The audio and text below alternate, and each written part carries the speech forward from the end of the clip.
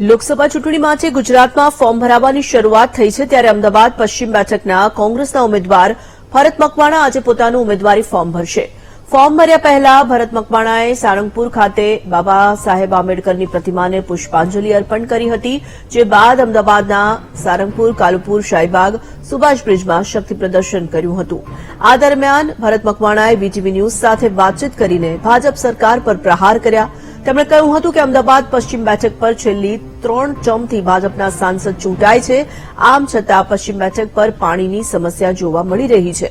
ચોમાસામાં ઠેર ઠેર પાણી ભરાવાની સમસ્યા જોવા મળે છે તો ઉનાળામાં પીવાના પાણીની સમસ્યા જોવા મળે છે। સાથે જ તેમણે કહ્યું કે ભાજપના શાસનમાં મોંઘવારી અને બેરોજગારીના પ્રમાણમાં વધારો થયો છે, જેથી દેશની જનતા ભાજપના શાસનમાં ખુશ નથી। આ વખતે જનતા પણ કોંગ્રેસની સરકાર ઈચ્છે છે। અમદાવાદ પશ્ચિમ લોકસભા બેઠકના કોંગ્રેસના ઉમેદવાર ભરતભાઈ મકવાણા નામાંકન ભરવા જઈ રહ્યા છે। ડોક્ટર બાબા સાહેબ આંબેડકરની પ્રતિમાને પુષ્પાંજલિ અર્પણ કર્યા બાદ રેલી સ્વરૂપે કલેક્ટર કચેરી પહોંચી રહ્યા છે। ભરતભાઈ આપણી સાથે છે, તેમની સાથે સીધી વાત કરીશું। શું કહીશો ભરતભાઈ, રેલી સ્વરૂપે નામાંકન ભરવા જઈ રહ્યા છો, કેટલો ઉત્સાહ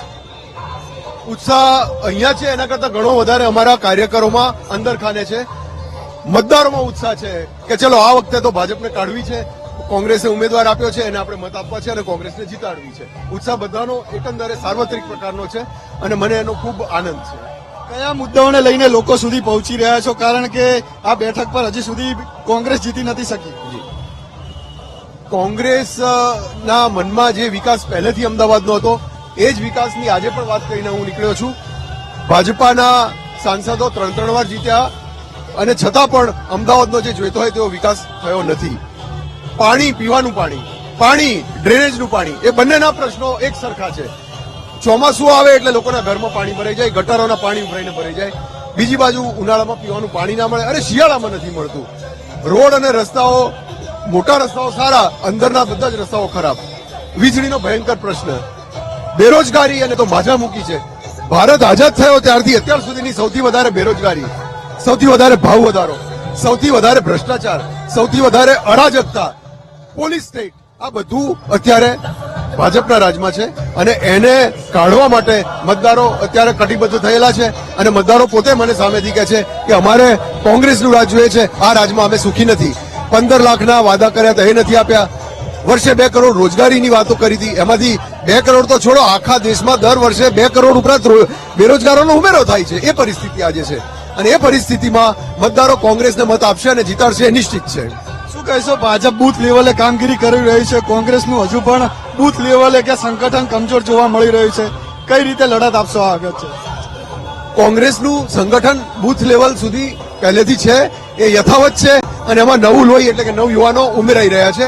એટલે અમારે બૂથ લેવલે ભાજપાવાળા જે કંઈ ભ્રષ્ટાચારની વાતો કરતા હોય કે જે કંઈ ભરમાવાળી વાતો કરતા હોય એનાથી અમારે ડરવાની કોઈ જરૂર નથી।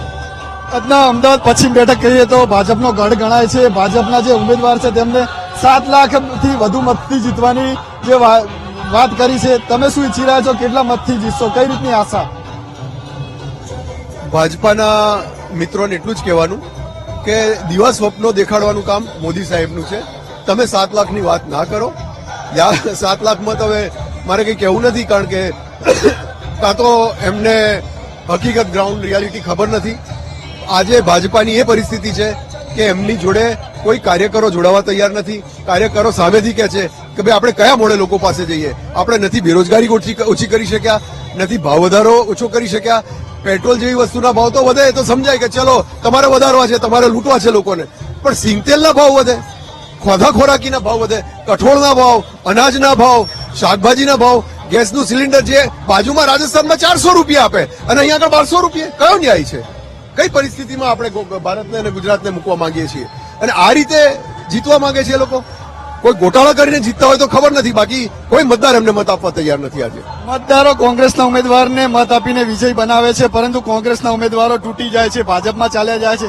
શું આ વખતે મતદારો કોંગ્રેસના ઉમેદવાર પર, તમારા પર વિશ્વાસ મૂકશે ખરા? હું મારી પોતાની વાત પહેલી કરું તો હું જન્મ્યો ત્યારથી કોંગ્રેસમાં છું, કારણ કે મારો જન્મ થયો ત્યારે મારા માતા કોંગ્રેસના ધારાસભ્ય હતા। કોંગ્રેસ કદી છોડી નથી અને કોંગ્રેસ કદી છૂટે એમ છે નહીં, લોહીમાં કોંગ્રેસ છે। એટલે હું તો કોંગ્રેસને વફાદાર છું જ।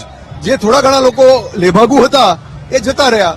કેટલાકને દબાવવામાં આવ્યા, કેટલાકને ધમકાવવામાં આવ્યા. જુદા જુદા હાવ અને જુદા જુદા ધમકીઓથી એ લોકો ગયા છે.